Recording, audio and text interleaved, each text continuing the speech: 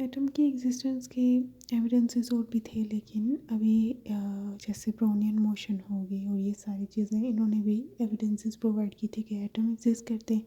लेकिन जब हमारा बिलीव हो गया कि ये सर्टन टाइप ऑफ जो हमें मोशन मिल रही है, ये जिन पार्टिकल से मिल रही है, these are atoms which are indivisible, तो हमने उन्हें एटम मानना शुरू कर दिया। तो वो दरअसल हमारी तो लिमिटेशन थी, क्योंकि हम उससे फर्दर ऑन जो कि इलेक्ट्रॉन या प्रोटॉन या सब जो हम जानते हैं कि वो ज़्यादा फंडामेंटल है, उन तक की डिटेक्शन उस वक्त पॉसिबल नहीं थी। तो हमारा एक बिलीव बनता रहा कि वो पार्टिकल्स जो कि हमने कहा कि वो इंडिविजिबल हैं, वो एटम्स है। तो एटम का बिलीव बनता रहा और कन्वेंशन बनती गई उनको एटम बनाने की। फिर उसके बाद हमें पता चला कि जिस चीज़ को हम एटम समझते थे लाइक एज इंडिविजिबल, वो further on some more fundamental things का बना हुआ है। तो वो फिर नेम्स जो हैं इस तरह से इंटर्न क्वर्क्स के बने हुए हैं। तो इस तरह से जिस तरह से लिमिटेशंस हमारी हिटती गई, तो हमें और फंडामेंटल चीज़ों के बारे में पता चलता गया। फिर आते हैं डिस्चार्ज ट्यूब्स के एक्सपेरिमेंट्स जो किए गए, जिनमें गैस को फिल किया जाता था या एयर को फिल किया जाता था और हाई पोटेंशियल में और लो प्रेशर में उनसे इलेक्ट्रिक करंट को फ्लो किया जाता था। तो ये एक्सपेरिमेंटली देखा गया कि जब सूटेबल लो प्रेशर हो, मतलब 0.1 टॉर वगैरह, जो हमारा ये नॉर्मल प्रेशर होता है ना, जो हम देखें टॉर में, अगर वो 760 टॉर होता है, ठीक है, तो जिसे हम 1 ATM कहते हैं, 1 एटमॉस्फेरिक प्रेशर कहते हैं, ठीक है, जो ये नॉर्मल प्रेशर होता है। और टॉर में अगर हम देखें तो 760 टॉर जो है वो नॉर्मल प्रेशर है, और इतना लो कि 0.1 टॉर अगर हो, 0.01 टॉर, तो इतना प्रेशर हो गैस का अंदर, वो हम वैक्यूम के थ्रू हम ये प्रेशर लो करवाते होते हैं। वैक्यूम से हम suitable required amount of gas को ले लेते हैं बाहर। तो जैसे लो प्रेशर गैस हमने आपको बताया था ना कि जिसकी क्वांटिटी लो ली जाए ना गिवन वॉल्यूम, तो अगर क्वांटिटी उसकी कम की जाए, तो काफ़ी कम कर ली जाए, तो प्रेशर उसका रिड्यूस होता जाता है। तो जो जितना प्रेशर चाहिए होता है, हम वैक्यूम के थ्रू, वैक्यूम जो क्लीन वैक्यूम जो इंजेक्ट करने वाली जो भी मशीन होती है, उसके थ्रू प्रेशर को रिड्यूस करते हैं। और सूटेबल प्रेशर में अगर उसे लाया जाए, इतना लो प्रेशर किया जाए, और उसमें से फिर as high as 5000 to 10,000 volts की वोल्टेज प्रोवाइड की जाए, ठीक है। एक्सपेरिमेंटली देखा गया है कि इवन 500 वोल्ट तक की बैटरी तक की भी अगर वोल्टेज प्रोवाइड की जाए ना, तब भी गैसेस के थ्रू करंट नहीं ट्रैवल करता, पास नहीं होता। द रीज़न इज़ क्योंकि उसके पार्टिकल्स एक दूसरे से बहुत दूर होते हैं, कंडक्शन के लिए कोई चार्ज पार्टिकल मौजूद नहीं होते। ये रीज़न मेन होती है कि कंडक्शन के लिए कोई charge particle, free charge particle उसमें बिल्कुल भी मौजूद नहीं होते। तो इस वजह से, और ना ही आयंस, ना ये सारा कुछ केस, तो इसलिए वो बहुत इंसुलेटर होती हैं। तो अगर बहुत ज़्यादा वोल्टेज प्रोवाइड की जाए, pressure is very low, pressure very low है, तो इट मीन्स कि वो ईज़िली एनर्जी को कैरी कर लेगी। मतलब अगर हम उस पर बहुत ज़्यादा वोल्टेज प्रोवाइड कर रहे हैं, तो वो बहुत ज़्यादा एक्सेलरेट हो जाएगा, ठीक है, क्योंकि प्रेशर उस पर लो है और कोई एक्सटर्नल फोर्सेस उस पर बहुत कम है, तो वो इजीली मोमेंटम को कैरी कर लेते हैं। तो फिर लो प्रेशर गैस ली जाए, तो उसमें बहुत ज़्यादा हाई वोल्टेज प्रोवाइड की जाए, तो करंट उसमें से पास होना शुरू हो जाता है। और करंट कैसे पास होता है? जब उसमें जो मौजूद गैस है वो आयनाइज हो। तो आयनाइज होती है मतलब इलेक्ट्रॉन का इजेक्ट होना। इस तरह से करंट फ्लो होना शुरू हो जाता है by the motion of electron, और वो इलेक्ट्रॉन इन द प्रोसेस जो आगे भी गैस पार्टिकल्स होते हैं उनको भी कोलिजन उनके साथ भी करते हैं, और कोलिजन के नतीजे में और ज़्यादा इजेक्ट करते हैं इलेक्ट्रॉन, और करते करते एक्सट्रीम जो है इलेक्ट्रॉन की ट्रैवल करना शुरू कर देती है टूवर्ड्स एनोड।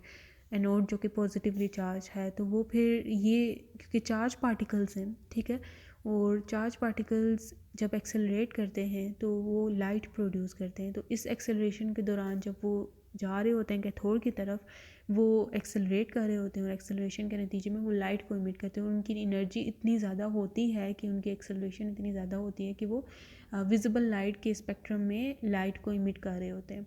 तो वो हमें एक स्पार्क सा या फिर ग्लो सा नज़र आता है, जिसे इस ग्लो की वजह से भी वो जो ट्रैवल कर रहा है टुवर्ड्स कैथोड, उसको हम कहते हैं कि ये कैथोड रेज़ हैं, ठीक है।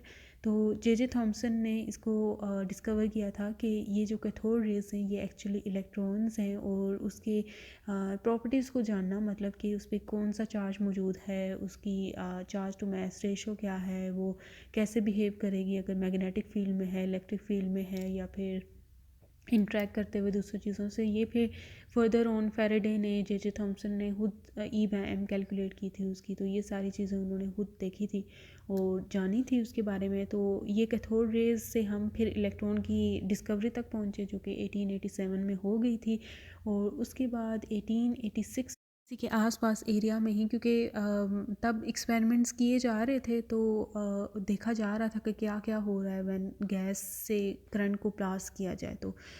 तो जहाँ देखा गया कि चार्ज ये कैथोड रेज ट्रैवल कर रही हैं टुवर्ड्स एनोड, तो जब इन्होंने देखा कि कैथोड को अगर हम परफोरेटेड कर दें, मतलब उसमें होल्स कर दें, तो ये देखा गया कि बहुत स्लो मूविंग जो चार्ज पार्टिकल्स हैं ना, कुछ चार्ज पॉजिटिव चार्ज पार्टिकल, क्योंकि वही कैथोड की तरफ बेचारे जाएंगे, तो वो ट्रैवल करते हैं very slowly. The reason is क्योंकि जो आयंस हैं, पॉजिटिव आयंस, अब कोई भी हमारे पास गैस मौजूद है, उसमें हीलियम अगर फॉर एग्जांपल मैं गैस कर दूँ, उसमें से कोई इलेक्ट्रॉन नॉकआउट कर दिया गया है, तो इलेक्ट्रॉन तो एक लाइटेस्ट पार्टिकल नेगेटिवली चार्ज, ठीक है, वो गया उधर।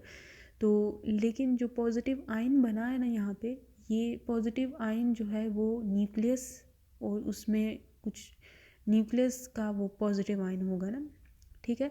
जो पॉजिटिव आयन है उसका जो मैस है वो काफ़ी ज़्यादा होगा ना, क्योंकि उसमें न्यूक्लियस भी है, उसमें कुछ और भी इलेक्ट्रॉन्स होंगे, लेकिन नेट चार्ज उसमें, क्योंकि एक इलेक्ट्रॉन उसका चला गया और वो न्यूट्रल नहीं रहा, तो पॉजिटिव है वो, तो वो हैवी एटम है, ठीक है। इसी तरह अगर हम और हैवियर एटम ले लें, अगर कैल्शियम ले लें, तो कैल्शियम का जो पॉजिटिव आयन होगा वो और ज़्यादा हैवी होगा, क्योंकि उसका न्यूक्लियस और ज़्यादा हैवी होता है, उसमें भी और भी क्लाउड्स होते हैं। तो इलेक्ट्रॉन का लूज़ कर देना उसमें ऑटोमेटिकली पॉजिटिव चार्ज ले आता है ना, तो positive charge will move towards cathode.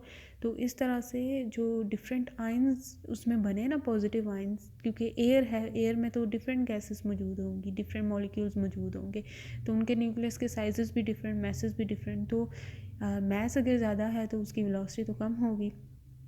तो इस तरह से जो पॉजिटिव आयंस थे वो देखे गए कि वो एटम टू एटम वेरी कर रहे थे, मॉलिक्यूल टू मॉलिक्यूल या गैस टू गैस वेरी कर रहे थे, जबकि जो कैथोड रेज हैं, जिन्हें हम इलेक्ट्रॉन्स कहते हैं, वो नहीं वेरी कर रही थी, वो हर एटम के लिए सिमिलर आ रही थी। फिर हमने कहा कि ये एक फंडामेंटल इंटिटी है, कि ये सब में मौजूद है, इलेक्ट्रॉन सब में मौजूद है। तो जैसे मैंने बताया कि डिफरेंट आयंस के, अब क्योंकि हर किसी पॉजिटिव आयंस नॉर्मली जब बनते हैं ना, तो वो ऐसे ही बनते हैं कि इलेक्ट्रॉन का एक इलेक्ट्रॉन उससे चला जाए तो पॉजिटिव आयन बन गए, तो तब तो पॉजिटिव आयन ऐसे बनते थे। ऐसे प्रोटॉन को कैसे नेम दिया गया, प्रोटॉन का कंसेप्ट कैसे आया गया, तो ये देखा गया कि हाइड्रोजन गैस का जो पॉजिटिव आयन बनता है ना, वो सबसे लाइटेस्ट जो है ये पॉजिटिव आयन है, तो इसी लाइटेस्ट पॉजिटिव आयन को हमने प्रोटॉन का नाम दे दिया।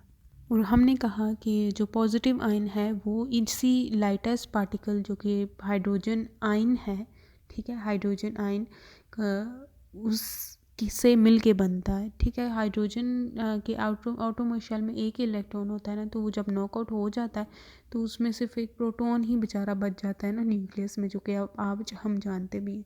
तो उसी को उस टाइम कहा गया था कि ये जो उसका आयन होता है ना, हाइड्रोजन आयन, ये एक प्रोटॉन होता है। तो हम नॉर्मली देखते हैं कि हाइड्रोजन आयन को हम प्रोटॉन ही कहते हैं। तो और सारे उन्होंने कहा था कि जो पॉजिटिव चार्ज बनता है वो सारे के सारे इस फंडामेंटल के इंटेग्रल मल्टीपल होंगे, जो कि ऐसा ही है। और इस तरह से प्रोटॉन की डिस्कवरी हुई है। प्रोटॉन को कैनाल रेज भी कहते हैं, कैनाल स्टहलिन रेज भी कहते हैं, ये मैं इसकी स्पेलिंग लिख दूंगी। कैनाल रेज इसलिए कहते थे क्योंकि वो जो परफोरेटेड कैथोड था ना, उसमें से वो पास होकर आगे फ्लोरेसेंस स्क्रीन थी। फ्लोरेसेंस स्क्रीन में एक फॉस्फोर, एक मटेरियल खास किस्म का यूज़ किया जाता है कि जब भी कोई रेज वगैरह उससे हिट करती है ना, तो वो लाइट प्रोड्यूस करता है, तो जिससे हमें पता चलता है कि उसके साथ किसी चीज़ ने कोलिजन की है या कोई चीज़ें, कोई रेज उससे स्ट्राइक हुई हैं, तो वो फिर वहाँ पे ग्लो प्रोड्यूस होता है और उस ग्लो से हमें पता चलता है कि ये रेज मौजूद है। अब ये क्योंकि जो पॉजिटिव आयंस थे ना, क्योंकि ये हाईवे होते हैं तो इनकी एक्सेलरेशन बहुत कम होती है, तो उनकी जो इलेक्ट्रोमैग्नेटिक रेडिएशंस ये इमिट कर रहे होते हैं ना एक्सेलरेशन से, वो बहुत इंफ्रारेड की रेंज में होंगी जो हमें नज़र नहीं आती। तो इसलिए इसको उस तरह से ग्लो से रिलेट नहीं किया गया, लेकिन जब वो स्ट्राइक करती हैं तो वो फिर ग्लो प्रोड्यूस करती हैं। अगर हाइड्रोजन गैस ली जा रही है तो हाइड्रोजन गैस में भी वो करेगी, ग्लो करेगी क्योंकि वो लाइटेस्ट पार्टिकल है प्रोटॉन, तो वो ज़्यादा एक्सेलरेट करेगा और वो इतनी एक्सेलरेशन करेगा कि इलेक्ट्रोमैग्नेटिक रेडिएशन इमिट हों। तो इस तरह से 1886 में डिस्कवर हो गया प्रोटॉन, 1887 तक ही इलेक्ट्रॉन भी डिस्कवर हो, और फिर इलेक्ट्रॉन और प्रोटॉन की डिस्कवरी की बेस पे फिर जे थॉमसन ने एक मॉडल प्रेजेंट किया और एक्सप्लेन करने की कोशिश की कि एटम का मॉडल कैसा होगा, क्योंकि हम जानते हैं कि मैटर नॉर्मली हम देख रहे हैं कि वो न्यूट्रल ही होता है, एटम भी न्यूट्रल होता है। तो उसने कहा कि जो एटम है उसमें नंबर ऑफ़ प्रोटॉन्स और प्रोटॉन्स और इलेक्ट्रॉन्स इक्वल होंगे, और वो कैसे होंगे, वो ऐसा ही होगा जैसे एक पुडिंग है, एक जैसे हम कहते हैं एक ग्रेवी सी है। वो ग्रेवी क्या है, एक पॉजिटिव चार्ज है जो कि यूनिफॉर्मली डिस्ट्रीब्यूटेड है, ग्रेवी पूरी जैसे, और उसमें कोई प्लम हम ऐड करें, प्लम जो गोल गोल एक, आई थिंक इसे फ्रूट को कहते हैं, तो या फिर कोई भी गोल बीन्स जो है ना, बीन्स को ले लें, इलेक्ट्रॉन्स उनको उसमें डाला हो, मिक्स हुए हुए हों वो, ठीक है। तो ये प्लम पुडिंग उसने थ्योरी दी थी कि इस तरह से इक्वल नंबर हैं, लेकिन जो प्रोटॉन्स है ना, वो जो चार्ज है पॉजिटिव चार्ज वो यूनिफॉर्मली डिस्ट्रीब्यूटेड है। जैसे वाटरमेलन होता है ना, उसमें वो जो रेड वाला सारा पार्ट होता है वो मुमासलत रखता है पॉजिटिव चार्ज की यूनिफॉर्मली डिस्ट्रीब्यूट होने, उसमें वो जो ब्लैक बीज होते हैं उसके वो शो करता है, उसके सीड्स जो होते हैं उसके वो शो करते हैं नेगेटिव चार्जेस को। तो ये उसका मॉडल था, जिसकी यहाँ पे कुछ मैथमेटिकल डिस्क्रिप्शन है जो हम देखेंगे। फिर उसके बाद ये मॉडल जो है फेल हो गया था, यूनिफॉर्मली डिस्ट्रीब्यूटेड नहीं होता, ऐसा नहीं है। तो हमने देखा कि रदरफोर्ड एक्सपेरिमेंट हुआ, रदरफोर्ड एक्सपेरिमेंट में हमें पता चला कि न्यूक्लियस है एक चीज़ जिसमें सारा पॉजिटिव चार्ज इकट्ठा हुआ है और सारा नेगेटिव चार्ज उसके अराउंड है, ठीक है। तो कैसे डिस्ट्रीब्यूटेड है ये भी रदरफोर्ड को पता नहीं था, लेकिन उसने कहा कि कुछ ऐसा ही है। तो इसको पर्टिकुलरली सारी पोजीशन देना कि चार्ज कहाँ होगा, इलेक्ट्रॉन कहाँ पे होंगे, उनकी क्या एनर्जीज होंगी, ये बोहर ने आगे डिफ़ाइन की थी।